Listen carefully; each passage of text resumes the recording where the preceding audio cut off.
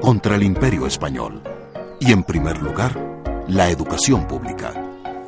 En Antioquia específicamente empieza a desarrollarse cada vez más la educación primaria hasta que unos 30, 40 años después de la vida independiente, Antioquia llega a tener el mayor porcentaje de alumnos matriculados en las escuelas entre las diferentes provincias o estados de la República.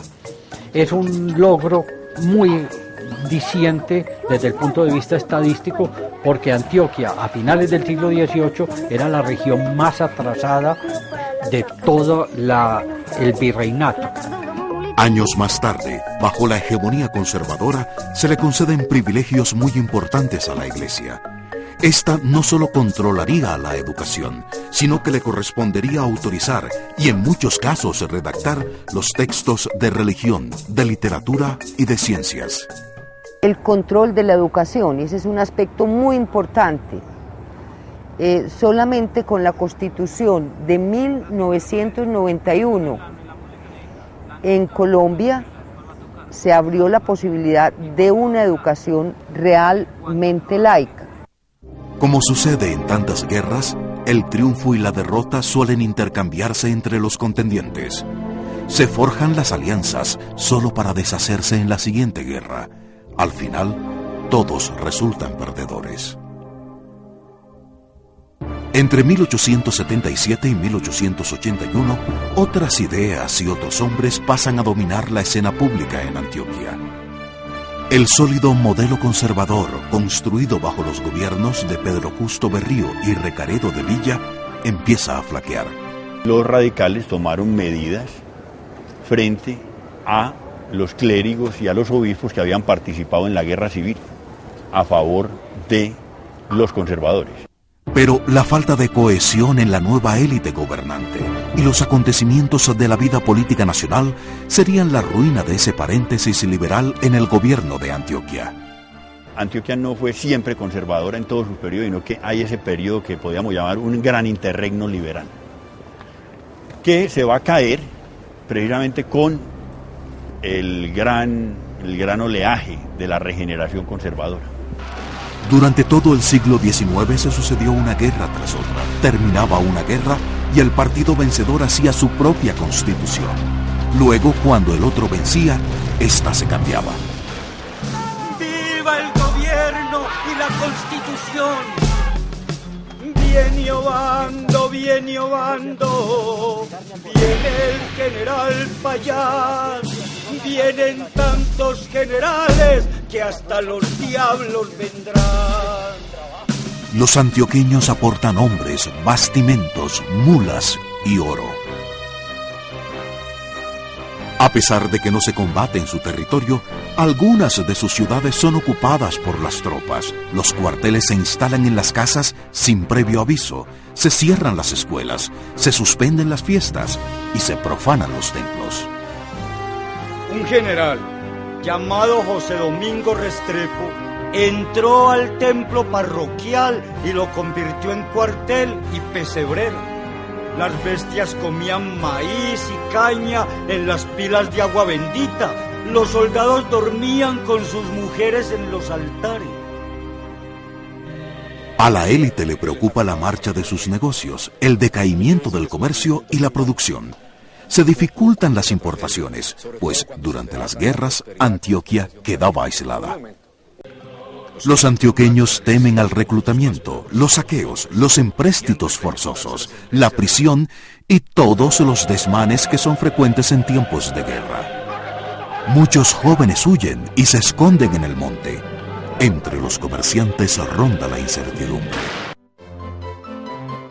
Señor Sinforiano Hernández, con creciente interés aguardamos el próximo correo para ver qué giro toman las cosas políticas, pues temblamos con la idea de un trastorno en el país, cuando aún no nos hemos rehecho de la revolución pasada. Durante las sucesivas guerras del siglo XIX, la vida de la gente se ve alterada de mil maneras. Recuerda la Diogónima que en la década de 1870, una compañía de ópera que se encontraba en Medellín tuvo que suspender la temporada pero no pudo abandonar la ciudad, porque es sabido que de Antioquia no sale nadie en tiempo de guerra. Pero la apertura a las nuevas ideas y al comercio pone en manos de las élites antioqueñas otras mercancías, otros gustos y otras modas, que cambian inexorablemente sus hábitos de consumo.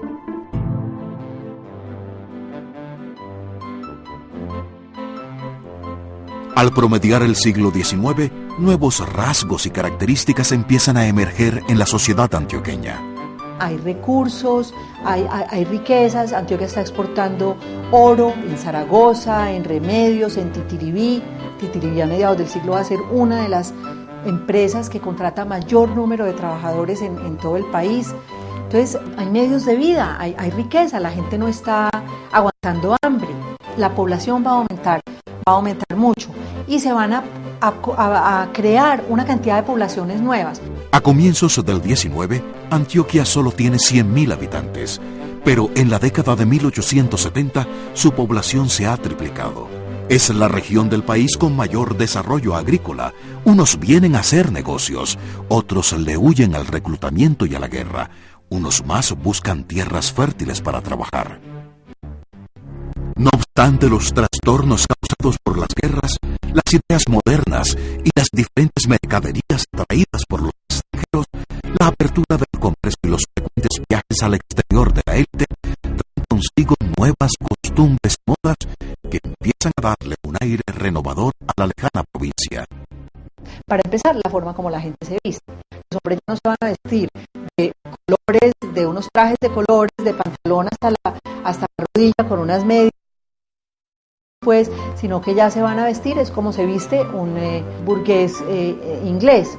Y las mujeres se van a vestir como se visten las señoras en Francia. Entonces van a empezar a usar corsets y van a empezar a usar unas faldas por unas épocas de traje muy ancho, pero después en los 70 y los 80 contrario abajo, con una cola larga, unas colas largas, pero eso no se vestía la gente así todos los días. Esos vestidos son los de los domingueros, los especiales, los de los días que hay que ponerse elegante. Las fortunas de la élite antioqueña crecen como las de los ricos bogotanos, pero siguen llevando una vida austera, con uno que otro lujo, como cajitas de música, un piano de cola, espejos, lámparas. Los antioqueños ricos imitan las costumbres y modas de franceses e ingleses y están al tanto de lo que ocurre en el mundo.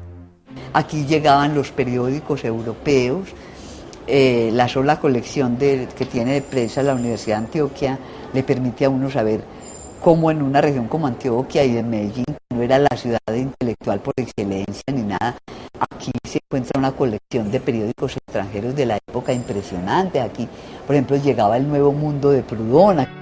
En Río Negro encontré una población de 12.000 almas y los recursos que no tuve a lo largo de 3 meses. Había vidrios en las ventanas y me acostaba en una verdadera cama. Sobre mi mesa encontraba diarios franceses e ingleses. Cada día me servían 3 buenas comidas con vinos de Burdeos y de España. Pero el pueblo sigue conservando sus tradiciones. La riqueza va diferenciando los estilos de vida, algo poco notorio durante la colonia. Con un nivel de vida digno, a medio camino entre la pobreza de los tiempos coloniales y la riqueza, la vida cotidiana de estos nuevos pueblos empieza a desenvolverse con austeridad y sobre la base de uno de los valores más preciados por el antioqueño, la familia. Levantábanse todos los miembros de la familia al rayar el alba. Tomaba cada uno una jícara de chocolate y se entregaban todos a sus respectivas ocupaciones. Almorzaban a las 8. A las 11 repetían el chocolate. Comían frijoles con tocino a la 1 de la tarde. Cesaba el trabajo a las 6, se rezaba el rosario a esa. Cenaban a las 7 y se acostaban a las 8. Llama la atención la cantidad de hijos que tienen las familias y la frecuencia de los matrimonios jóvenes. Don Manuel Pombo, en un viaje a Medellín en 1851, comenta el caso de Bautista Uribe y María Antonia Soto de Envigado, que tuvieron 33 hijos varones y 2 mujeres. La transformación se extendió a todos los ámbitos de la vida social. Pronto fue necesario expedir nuevas normas para reemplazar los obsoletos códigos de la época colonial. Estos cambios se conocerían como las reformas liberales del medio siglo.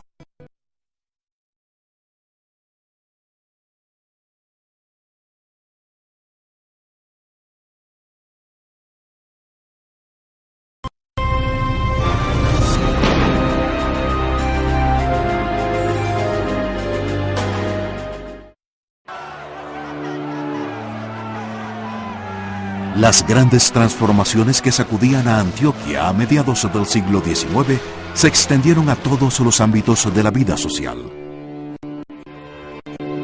Pronto fue necesario expedir nuevas normas para reemplazar los obsoletos códigos de la época colonial. Estos cambios se conocerían como las reformas liberales del medio siglo. Y se van a empezar a redactar códigos civiles que antes no había habido como cabeza para pensar en eso, y esos códigos civiles van a ser, como en toda América Latina, copiados del código napoleónico. Van a llegar unas maneras distintas de pensar cuando la gente está acatando las normas, cuando se están violando esas normas, las relaciones con pues la forma de manejar la propiedad, los derechos de las mujeres, la propiedad que puedan tener las mujeres, la subordinación de las mujeres al marido. Eso va a cambiar, pero esos cambios no los da la independencia política, sino que lo social, lo cultural, lo económico tienen otros tiempos.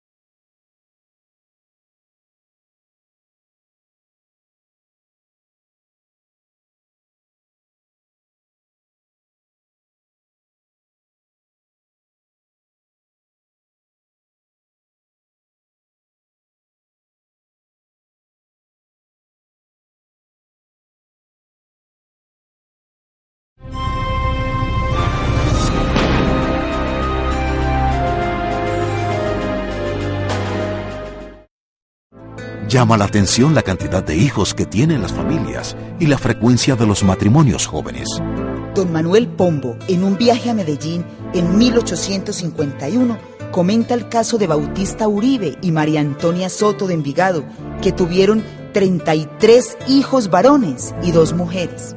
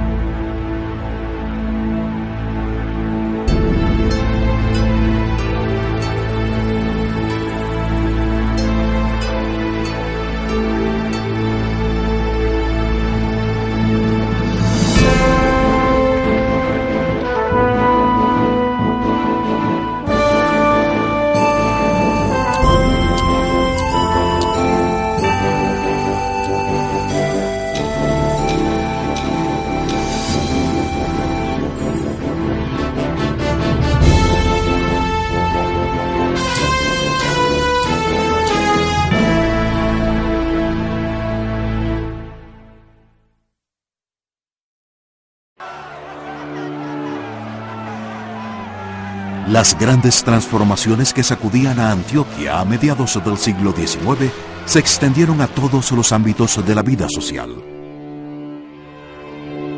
Pronto fue necesario expedir nuevas normas para reemplazar los obsoletos códigos de la época colonial. Estos cambios se conocerían como las reformas liberales del medio siglo.